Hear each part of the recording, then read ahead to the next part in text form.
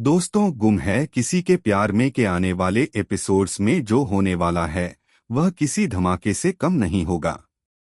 कहानी में ऐसा ट्विस्ट आने वाला है जिसे देखकर दर्शक भी अपनी सीट से उठ नहीं पाएंगे।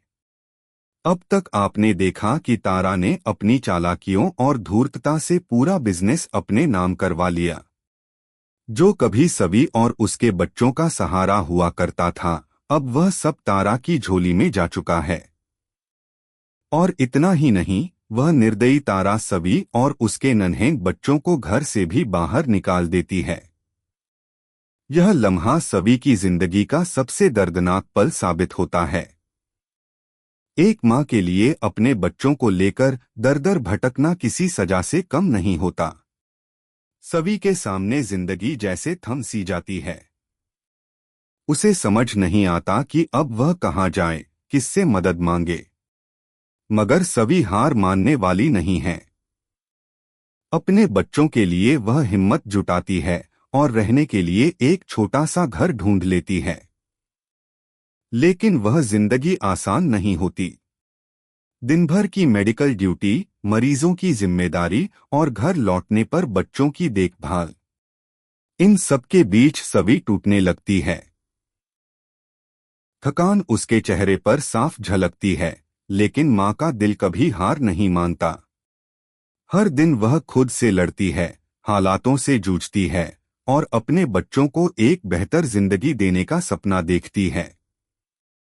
इसी मुश्किल दौर में कहानी मोड़ लेती है। सालों बाद सई और नील की अचानक मुलाकात होती है।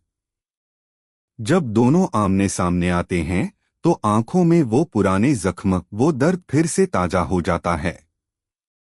सई नील को अपनी पूरी आपबीती सुनाती है, कैसे उसने अकेले बच्चों की परवरिश की, कैसे तारा ने उसकी जिंदगी को जहर बना दिया और कैसे सभी की दुनिया भी बिखर गई। नील यह सब सुनकर टूट जाता है।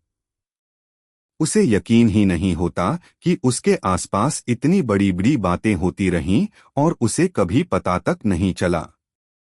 लेकिन असली सच तो अभी भी पर्दे में है। नील अब तक यह नहीं जानता कि सई ही सभी की असली माँ है। जब यह राज खुलेगा तो कहानी पूरी तरह से बदल जाएगी। नील का नजरिया, उसके फैसले और उसका पूरा जीवन नई दिशा ले लेगा। फिर आता है वह लम्हा जब कहानी का रुख ही पलट जाता है। एक दिन सभी अस्पताल में एक केस के सिलसिले में जांच कर रही होती है।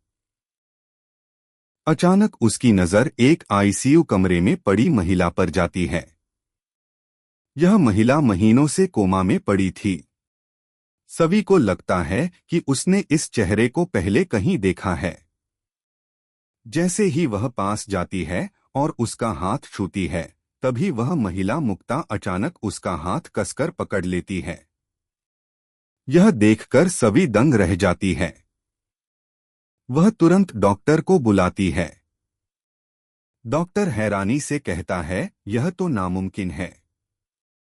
यह महिला महीनों से कोमा में थी, अचानक इसे होश कैसे आ गया। कमरे का माहौल जैसे सन्नाटे से भर जाता है। धीरे धीरे मुक्ता होश में आती है। उसकी हालत कमजोर होती है, मगर उसकी आंखों में कुछ कहने की ताकत होती है। वह सभी को पहचान लेती है और उससे पूछती है, क्या तुम नील के साथ हो? सभी हैरान रह जाती है। उसके दिल में सवालों का तूफान उठने लगता है। और तभी मुक्ता जो कहती है वह सुनकर सभी की आंखें नम हो जाती हैं। मुक्ता अपने टूटे हुए दिल से स्वीकार करती है कि उसने अपनी जिंदगी में बहुत गलतियां की हैं, बहुत कुछ खोया है और अब वह चाहती है कि नील और सभी अपनी जिंदगी को एक नई शुरुआत दें। वह साफ कहती है, तुम्हें नील से शादी कर लेनी चाहिए। तुम दोनों ने बहुत दुख झेले हैं और अब खुश रहने का हक रखते हो।